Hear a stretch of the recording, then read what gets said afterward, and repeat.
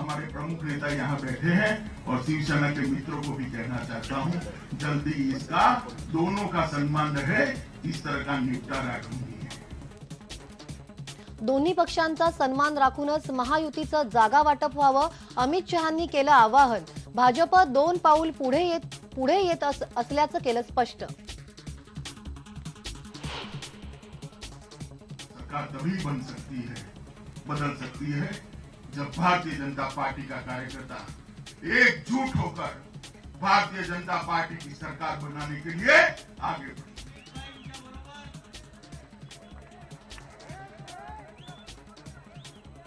अमित शहांच्या भाषणात आला युती नाही तर भाजप सरकारचा उल्लेख, वक्तव्य जाणून बुजून की नकळत राजकीय वर्तुळात चर्चेला उधाण। आघाडीचं जागा वाटपही रखडलंच, आज सोनिया गांधी परदेशातून परतल्यानंतर होणार अंतिम निर्णय। पंकजाताईकडे संपूर्ण महाराष्ट्र पाहत असताना त्या पहिल्या महिला मुख्यमंत्री म्हणून महाराष्ट्रातली जनता पाहती आहे।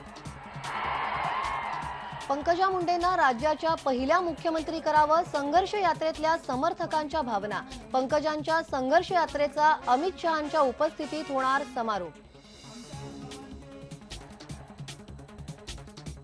पाहुयात इतरही काही हेडलाईन्स।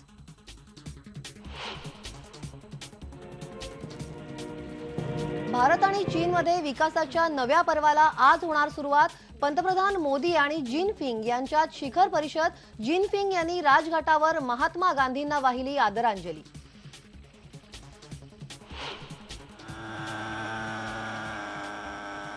मलेरिया आणि डेंग्यूला रोखण्यासाठी डासांना खलास करणारी मोहीम अंमलात। मुंबईमध्ये ठिकठिकाणी होतीये तेल आणि रसायनांची फवारणी।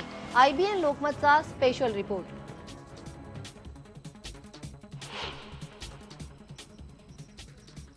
डॉक्टर बाबासाहेब आंबेडकर विद्यापीठाची अभिनव संकल्पना, गैरप्रकारांना आळा घालण्यासाठी उत्तरपत्रिकेवर बारकोडची नवी प्रणाली।